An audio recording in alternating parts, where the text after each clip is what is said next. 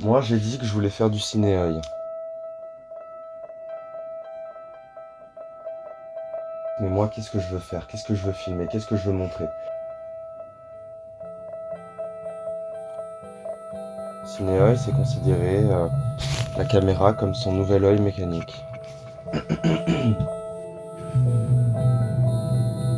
Et Marius, lui, m'a parlé du concept d'homo faber. C'est l'homme qui crée. C'est vrai que quand je filme, soit je regarde mon objet, soit je regarde la personne. Dans les deux cas, je suis pas totalement dans la discussion.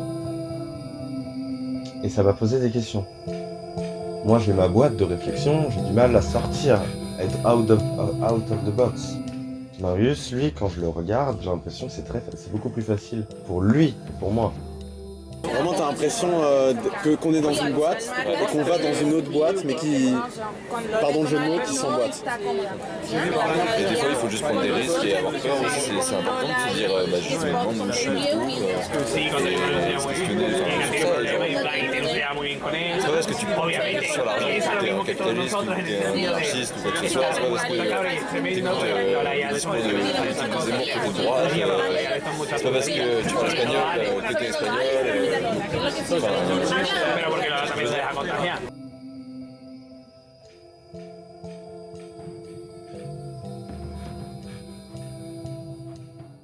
Parce que d'habitude, c'est moi qui filme.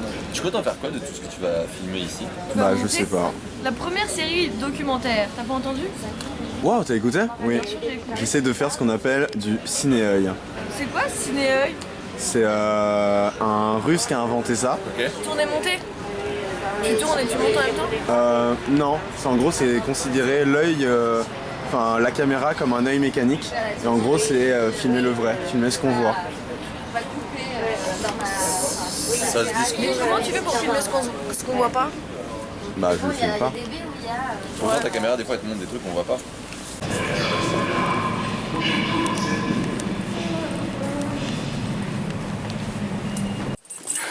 Bienvenido a la casita del Marius. T'imagines en fait on t'a menti, c'est énorme. Et le palace. C'est vraiment petit. Ah mais il y a 2 lits, mais c'est parfait. Non, désolé gros. C'était cool en vrai. Oui, tu me dis. Bien sûr.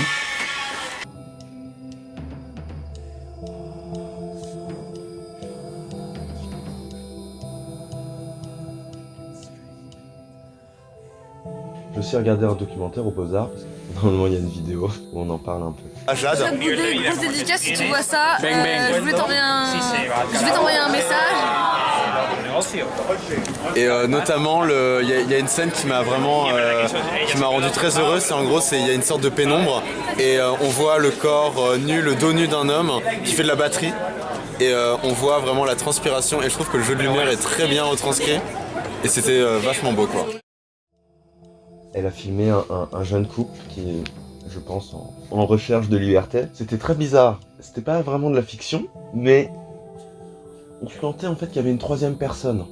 Et on avait envie de voir qui était cette troisième personne, parce que la façon dont c'est filmé, c'est très proche. Il y a des zooms. La caméra est pas vraiment stable. On sent que dans ce couple, il y a une troisième personne, il y a une tierce personne qui est là, qui les suit.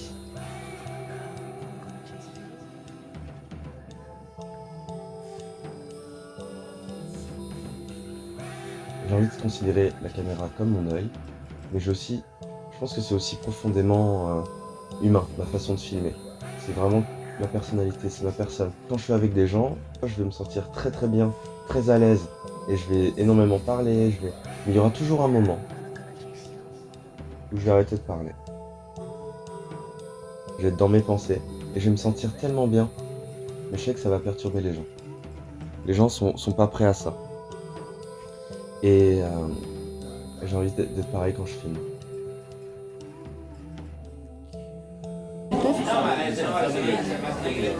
C'était trop mousse parce que quand je l'ai fait, genre il pleuvait, tu vois. Et parce que Parfois ça fait du sens avec ma vie. et tu sais, il y a des grands extraits et genre, j'ai vu le soleil percer et illuminer la pièce. Genre, j'étais là. J'ai pas envie qu'on me voit quand je filme. J'ai pas envie qu'on se demande mais qui a filmé? Pourquoi est-ce qu'il a filmé ça? J'ai envie d'être un fantôme. Qu'on m'oublie. Que je sois tellement concentré dans ce que je filme que moi-même je m'oublie. Que les gens oublient que je suis là. J'ai pas envie de considérer quand quelqu'un m'intéresse, j'ai envie de lui voler ce moment et de lui dire attends, faut que je te filme, ce que tu dis c'est super intéressant. Je souhaite pas être filmé là. Bah oui. On vient de rencontrer Alexander dans le métro. Je l'ai rencontré 4 fois cette semaine. Et là aujourd'hui il s'appelle Alexandre. Il a des noms, il a plusieurs prénoms. Putain, il avait envoyé un message de malade. Et là maintenant il a juste mis le début. J'ai envie d'être un filmeur fantôme. Peut-être que je ferai pas des documentaires, mais en tout cas je parlerai des gens. Même si les gens se disent « Ah, c'est pas intéressant ce que je vais te dire », moi je trouve toujours que c'est intéressant. Tout ce que les gens disent c'est intéressant. Et c'est pas leur travail à eux de se rendre intéressant parce que le fait est là, ils sont intéressants. Il y en a qui sont plus éloquents que d'autres, qui sont entraînés à être éloquents. Il y en a qui ne sont pas entraînés à être éloquents. Mais ça veut pas dire qu'ils sont pas intéressants. Et c'est mon travail, je pense, de rendre intelligible ce que les gens veulent dire. Pas selon moi, pas selon mon interprétation, pas selon mon prisme, mais que les gens puissent vraiment aller au bout de leur réflexion, au bout de leur pensée à eux. J'ai pas envie de modifier leur pensée. J'ai pas envie de ça. Je voulais l'avoir, je l'ai pas eu. Ah bah je me suis eu moi, ça me fait respect. Qu'est-ce que vous faites depuis tout à l'heure, monsieur Fouquier? Des photos avec un petit appareil, c'est de la street photographie, c'est-à-dire que tu regardes les gens droit dans les yeux, tu les agresses pas trop, moi j'aime pas trop l'agresser les gens, mais après tu les prends très fort en photo et ils disent rien parce qu'ils sont surpris de ce que tu viens de faire. Parler de choses simples, profondes, dire ce qu'on pense, écouter ce que les gens pensent et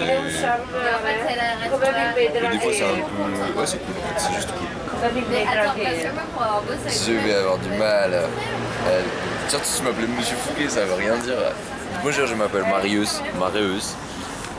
Tu peux m'appeler Stanislas aussi, c'est comme tu veux en fait. Et là je parle tout bas. Tu t'appelles comment toi?